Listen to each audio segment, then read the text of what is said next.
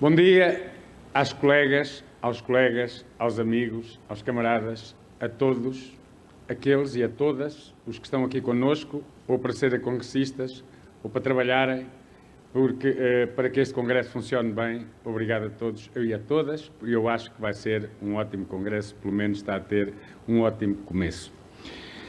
Dirijo-me em primeiro lugar, e agradecendo a presença, aos senhores Presidentes da Assembleia Municipal de Viseu, ao Sr. Presidente da Câmara Municipal de Viseu, que já teve ocasião de dizer que nos encontramos desde o início e foi realmente com braços abertos e entusiasmo que Viseu recebeu e apoiou também este Congresso.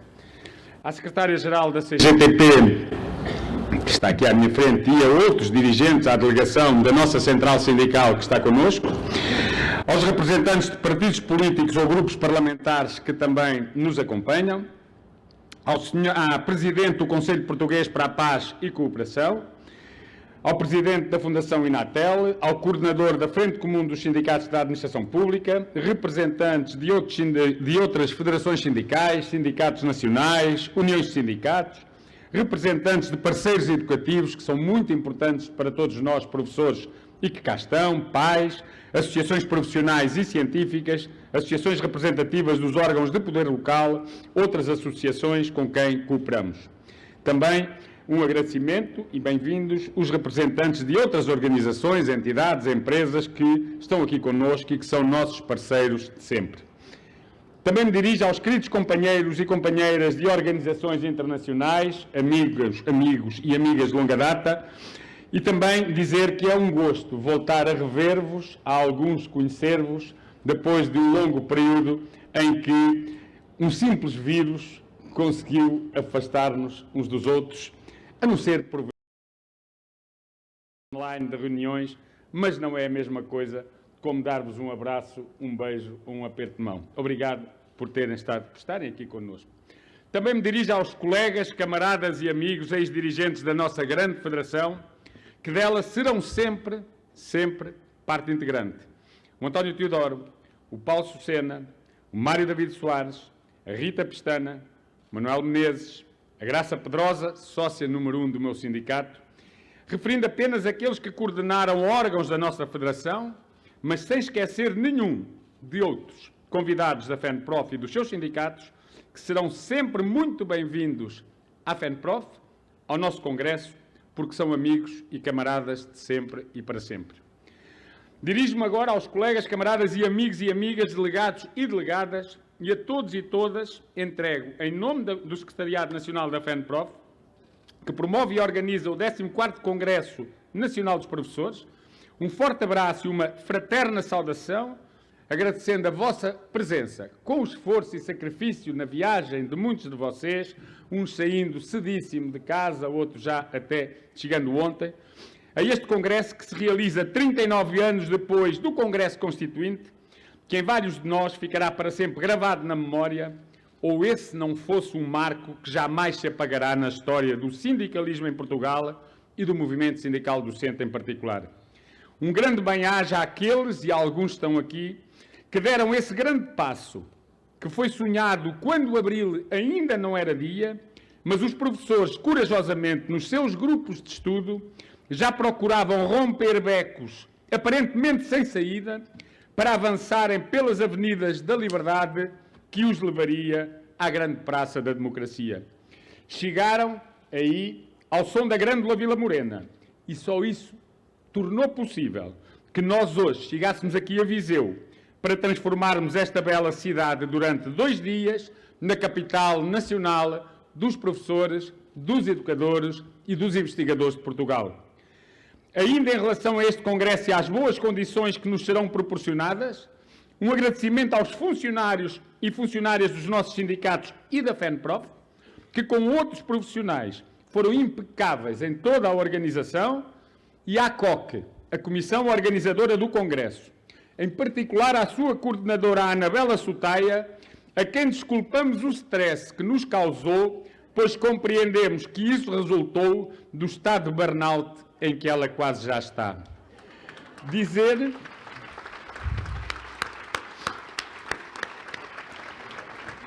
quando já caminha para o seu 40º ano de vida, a Federação Nacional dos Professores demonstra mais uma vez com este Congresso, com uma tão forte presença de delegados e delegadas, dos quais mais de 75% foram eleitos entre os professores e as professoras, e com a quantidade e diversidade de convidados que nos acompanham, sejam eles nacionais ou internacionais, que a FENPROF continua a ser uma organização sindical respeitada pela sociedade portuguesa, pelas suas congêneres estrangeiras e que, para além do extraordinário e reconhecido caminho que já percorreu, tem futuro.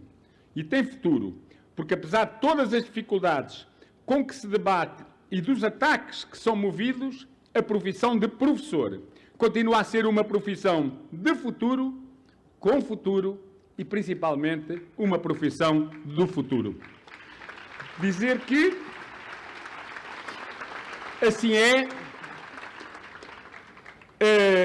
é porque a educação nunca deixará de ser trave mestra das sociedades democráticas, aquelas em que a luta é por um futuro melhor e melhor do que o presente, e por isso um futuro mais justo, democrático e solidário.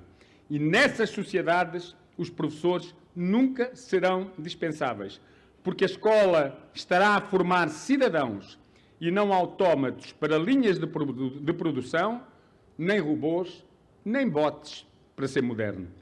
Se dúvidas houvesse, embora pelos piores motivos, provou-se que aquele maravilhoso mundo que se anunciava para o futuro, que dispensava muitas profissões e, claro, também os professores, pode, afinal, não ser a maravilha anunciada. A pandemia disse-nos que, à distância ou presencialmente, os professores são insubstituíveis e que a escola pública, ao contrário do que os rankings e outras mentiras procuram fazer crer, apesar dos constrangimentos que lhes são impostos, a escola pública está à altura das exigências, fazendo mais e melhor do que os privados de elite, pois a escola pública não se limita a dar resposta a alguns, a escola pública dá resposta a todos. É, aliás, esse um dos desideratos da escola pública, essa enorme conquista da Revolução de Abril. Uma escola pública que deve transmitir conhecimentos, mas que não pode limitar-se a esse papel. Encontramos nos dias de hoje gente, movimentos e partidos que apregoam a neutralidade da escola, opondo-se a tudo o que se desvie da mera função reprodutora. Mas há Bento de Jesus Caraça, de quem em 2021 se assinalaram os 120 anos sobre o seu nascimento, questionava a neutralidade da escola, sustentando que tal nunca existiu e que essa afirmação só servia àqueles que pretendem que ela continue, ela escola, refletindo diretamente na sua extensão e no seu conteúdo a estruturação social do lugar a que se reporta. E Caraça instava: eduquemos e cultivemos a consciência humana, acordemo-la quando estiver adormecida, demos a cada um a consciência completa de todos os seus direitos e de todos os seus deveres, da sua dignidade, da sua liberdade. O reconhecimento a todos do direito ao completo e amplo desenvolvimento das suas capacidades intelectuais, artísticas e materiais. Bento de Jesus Caraça, esse grande pedagogo, viveu o seu tempo de forma tão esclarecida e antecipadora do futuro que, claro está, o Estado fascista não lhe perdoou. Pedagogo esclarecido e progressista também, daí incómodo e igualmente perseguido e preso pela ditadura militar do seu país, que estamos agora na comemoração dos seus 100 anos sobre o seu nascimento, Paulo Freire, também ele recusava o que chamava da educação bancária, aquela que coloca ou colocaria o professor como detentor do conhecimento e o aluno objeto em que o conhecimento é depositado. Afirmava Freire que seria uma atitude ingênua esperar que as classes dominantes desenvolvessem uma forma de educação que proporcionasse às classes dominadas perceber as injustiças sociais de maneira crítica. E acrescentava com um exemplo: não basta ler que a Eva comeu a uva. É preciso compreender qual a posição que Eva ocupa no seu contexto social, quem trabalha para produzir a uva e, principalmente, quem lucra com esse trabalho.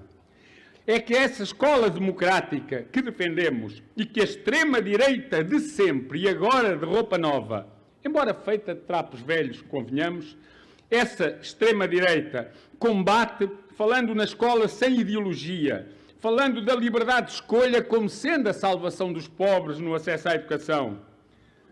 O que a todos serve e a todas serve é a escola pública de qualidade para todos, inclusiva e capaz de continuar a dar passos como os manuais escolares gratuitos, as creches gratuitas ou outras medidas importantes que nos últimos anos foram tomadas. Dizer também, a este propósito, porque é importante, eu ontem dizia, sobre esta extrema-direita, tenhamos todo o cuidado, porque sabemos que o vírus de nome Le Pen, com variantes como Salvini, como Bolsonaro ou como outros, tenhamos atenção e aí não precisamos de usar máscara, pois o contágio desse vírus é bem mais perigoso e às vezes rápido do que o SARS-CoV-2. Estejamos atentos e saibamos combater tal pandemia também, que parece que começa por aí a surgir. A escola pública, para verdadeiramente ser escola democrática, não dispensa um forte contributo dos profissionais sobre todos os aspectos da sua vida. Não é, pois, por acaso que ao longo dos anos, mais vincadamente após o virar do século, os decisores políticos têm vindo a impor uma progressiva redução da participação dos docentes e outros profissionais na vida das escolas, afastando-os dos níveis de decisão estratégica, tornando controlados e consultivos os órgãos pedagógicos, não abrindo mão de competências pedagógicas que o Poder Central deveria atribuir às escolas e esvaziando as competências que estas têm, transferindo-as para os municípios. As poucas competências que as escolas ainda mantêm, porém, são concentradas em órgão não colegial, não eleito pela comunidade escolar e que deixou de representar essa comunidade junto da administração para ser o rosto da administração junto da comunidade. A estratégia de diminuir a participação dos professores passa também por desvalorizar os seus sindicatos, por fechar janelas de diálogo e vias negociais. E não é por acaso que, principalmente após o virar do século, com o acentuar do neoliberalismo e as sucessivas tentativas de impor pensamento único em relação a quase tudo na vida de todos, passámos a assistir a uma tentativa de afastamento dos sindicatos, por um lado, acusando-os de corporativos, apenas interessados em direitos, em salários, em carreiras, mas, por outro lado, recusando de negociar, dialogar, quando as decisões são sobre outras matérias, argumentando não serem da competência dos sindicatos. Inesquecíveis ficaram afirmações como: não concebo uma sociedade sem sindicatos, mas não são destes, disse Lourdes Rodrigues. Já Tiago Brandão Rodrigues dizia: se os sindicatos optarem pelos nossos caminhos, terão uma autoestrada pela frente. Mas, se não for essa a sua opção, estarão a meter-se em verdadeiros becos sem saída. A FENPROF não se transformou nem na organização que a primeira concebia, nem passou a ser utilizadora da via de que o segundo se considerava concessionário a cobrar portagens para quem lá entrasse. A FENPROF manteve-se sempre do lado que é suposto estar, ao lado daqueles que representa, ao lado dos professores, ao lado dos educadores, ao lado dos investigadores, e sobre isso nunca teve nem dúvidas, nem hesitações. Camaradas,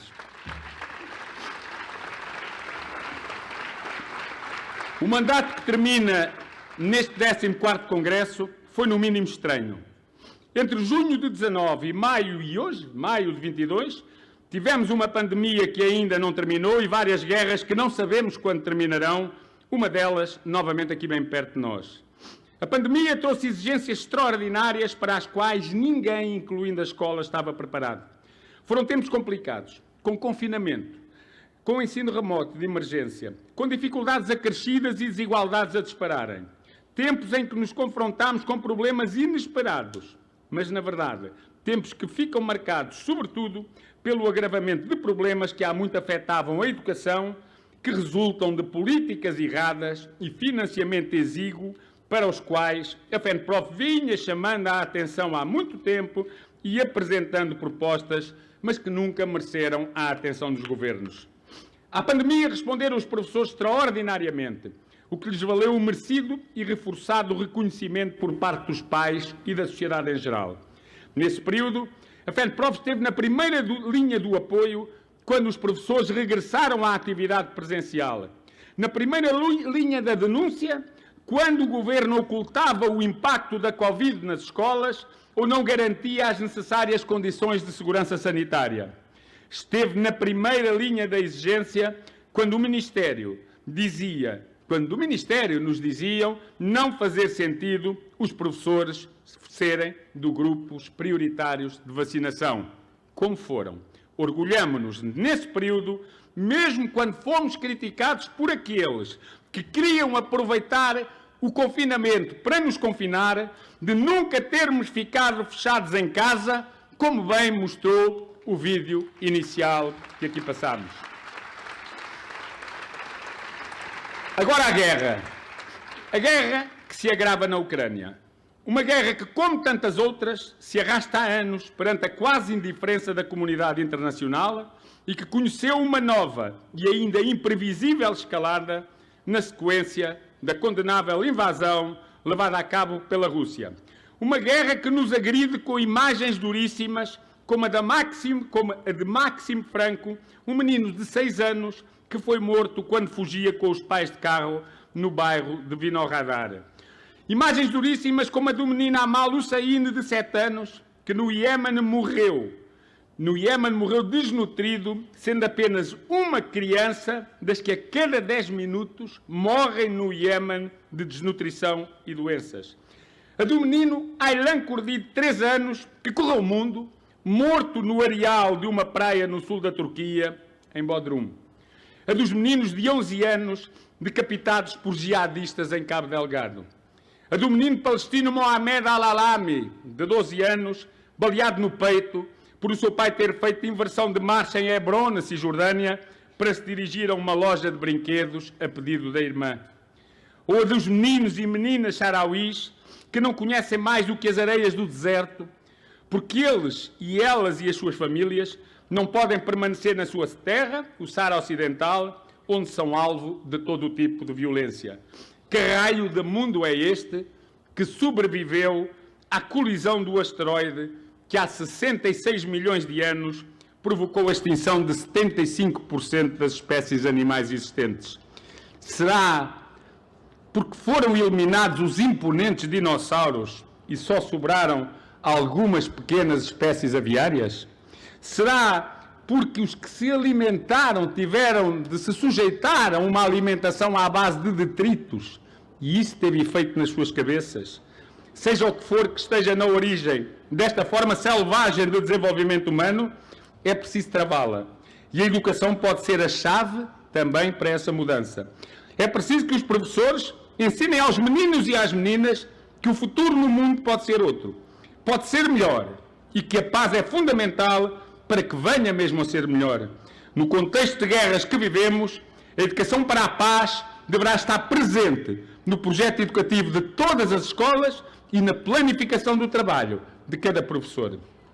Camaradas, não irei fazer uma apreciação da situação que vivemos hoje na educação, nem tampouco avançar com o que devemos propor ou como devemos lutar, pois essa é a tarefa que cabe ao Congresso debater e decidir, tanto na discussão do programa de ação como na resolução sobre a ação reivindicativa. Nessas discussões caberá o ensino público, o particular e o cooperativo. Caberá a educação, o ensino e também a investigação. Haverá espaço para debater os problemas de quem está no ativo, sejam precários ou dos quadros, mas também de quem já se aposentou. Aí discutiremos o que é específico da nossa profissão e da nossa área, mas também haverá espaço para falar do que é comum em toda a administração pública e da necessidade de lutar pelo aumento geral dos salários de todos os trabalhadores. Mas há 2 apontamentos que, pela atualidade, não poderei deixar de abordar agora. O primeiro prende-se com a falta de professores que cada vez mais se sente nas escolas. A falta de professores é um problema anunciado, desvalorizado e que resulta de anos de parco investimento na educação e nos seus profissionais. Com medidas avulsas, disfarça-se numa escola ou noutra, disfarça-se numa região ou noutra, mas será sempre à custa de dificuldades acrescidas nas restantes, porque a manta é curta. Por vezes os governantes, enganando-se a si mesmos, ou pelo menos tentando enganar os outros, afirmam tratar-se de um problema que se resolverá de acordo com a regra da procura e da oferta. Hoje há falta, portanto, amanhã teremos uma fila imensa de candidatos. Também não resistem à tentação de atribuir a falta em certas regiões a um excesso de mobilidade do corpo docente e à falta até de melhor justificação, responsabilizam os professores. A mensagem mais forte que passam é de um alegado e relevante número de docentes prevaricadores que atestam fraudulentas situações de doença. São fracas aquelas justificações. A primeira, porque se os professores ficassem impedidos de se movimentarem, aproximando-se das suas famílias ou de locais em que são clinicamente acompanhados, a falta sentir-se-ia na mesma, só que em outras regiões, em outras escolas, e eventualmente até cresceria o absentismo numa profissão que tem das mais baixas taxas de absentismo na administração pública. A segunda, porque qualquer baixa por doença é atestada por médico e não pelo próprio, havendo sempre forma de a confirmar através de junta médica, sempre que a dúvida se instalar.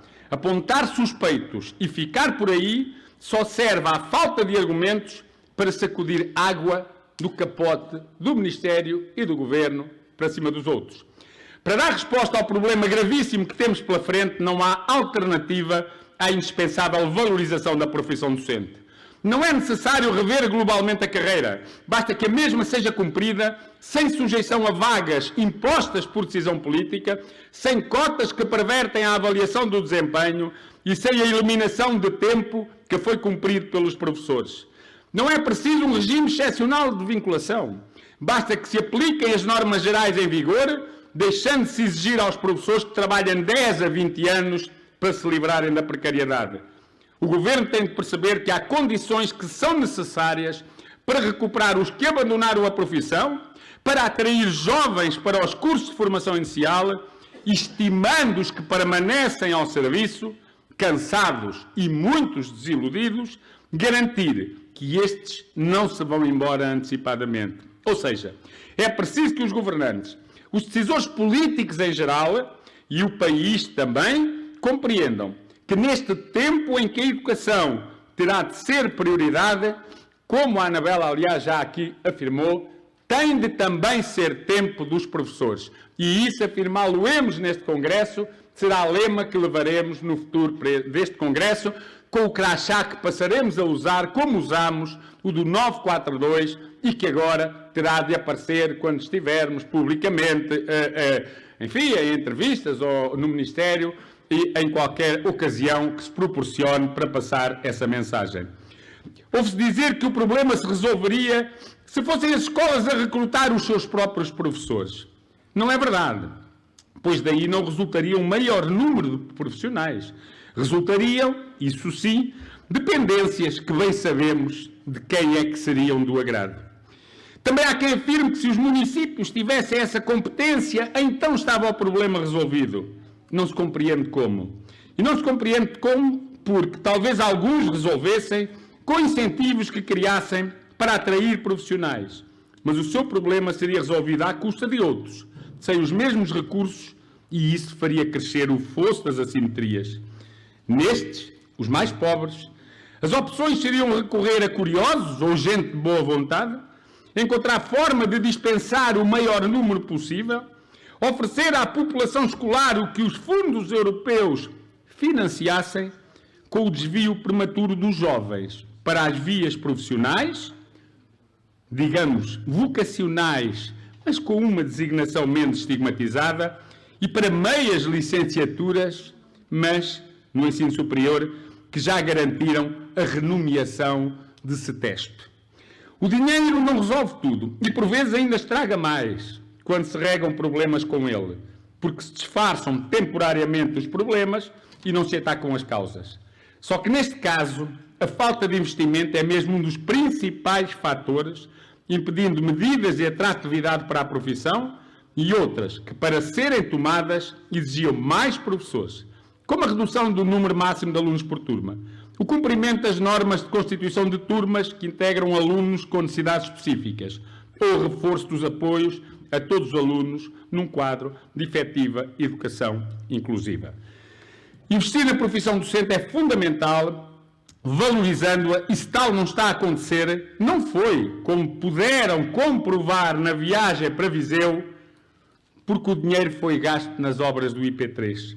Aliás, muitos nem confirmaram isso, porque evitaram esse traçado, optando por uma volta maior e entrando pela A25. Mas quem quiser ver por onde anda o seu tempo de serviço, perderá tempo se na volta optar pelo IP3. Vale mais olhar para o buraco negro que se chama Novo Banco. É aí que está enterrado, como confirma o facto de quase 4 anos depois da declaração de António Costa, o IP3 e a carreira docente só avançaram 2 anos, 9 meses e 18 dias. O resto está para obras.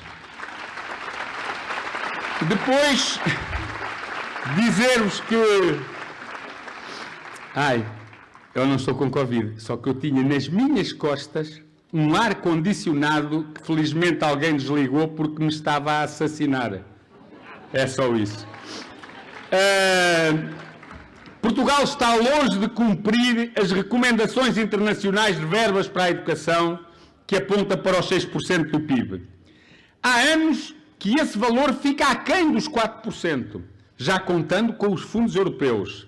Enquanto assim for, pode disfarçar-se a falta de professores com desrespeito pelo limite de alunos nas turmas, com a não redução nas situações previstas em lei, impondo o sobretrabalho aos professores, recorrendo a aposentados, como agora se vai ouvindo, ou até chamando aqueles que não quiseram ser professores, mas que agora, à falta de melhora, à falta de emprego, resignam-se com isso.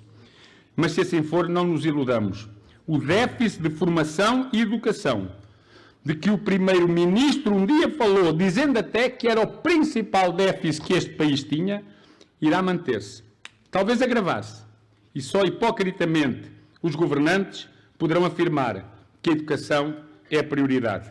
Apesar disso, alguns vão continuar a afirmar isso, até porque é conversa para eleitor ouvir.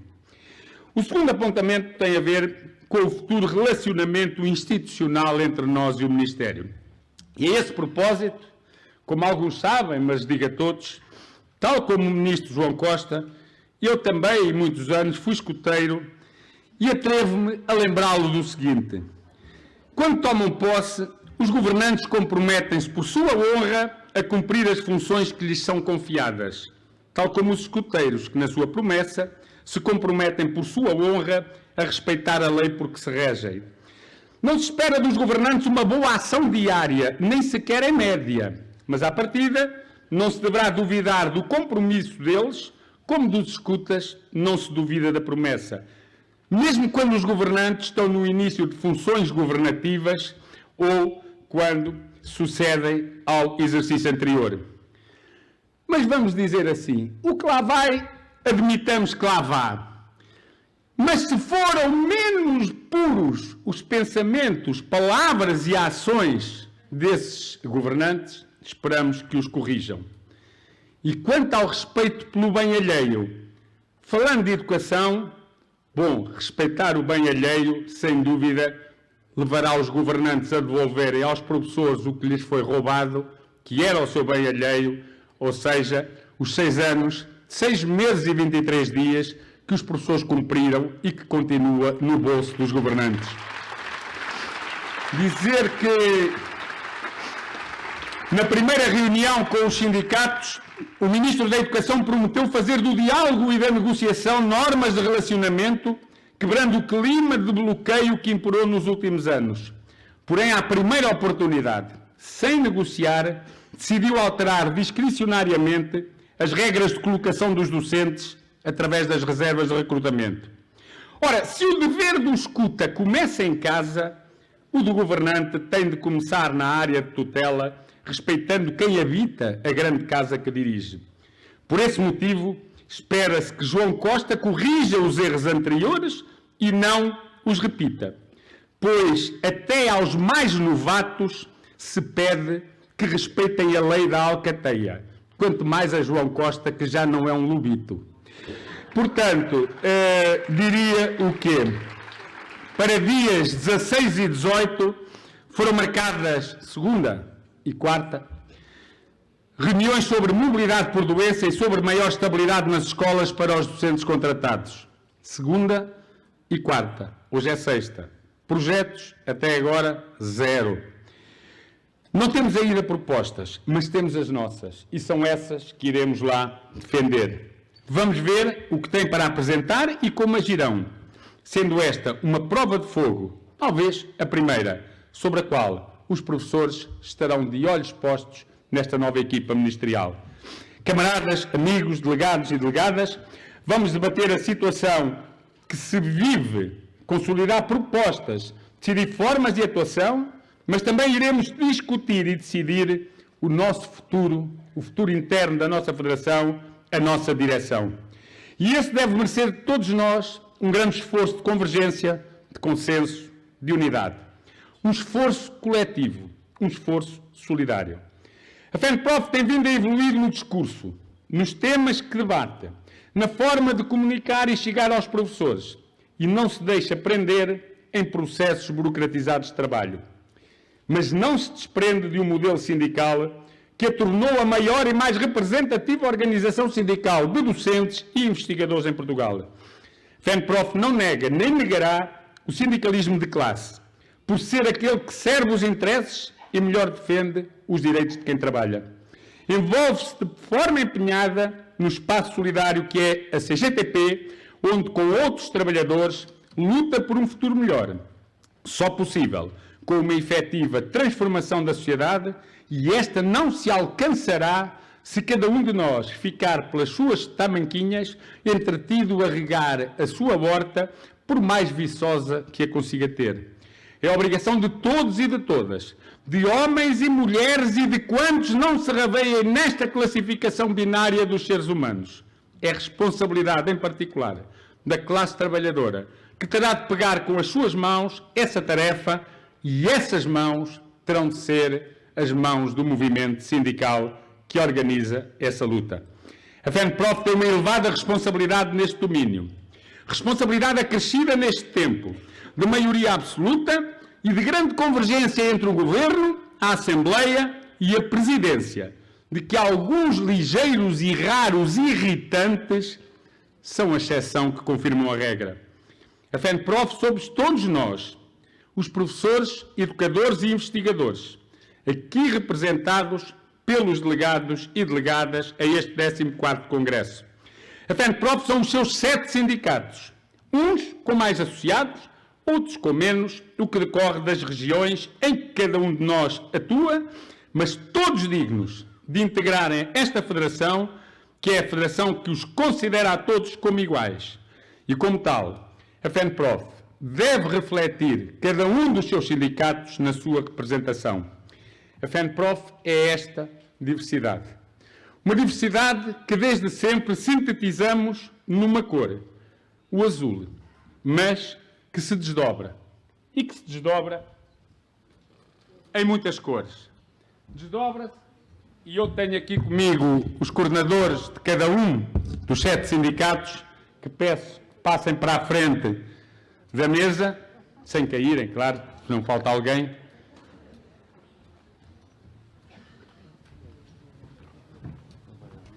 Sabias disto tudo? Pega nesta... Não, vocês ouvem. Pega nesta faixa. Ao contrário. Pega nesta faixa ao contrário.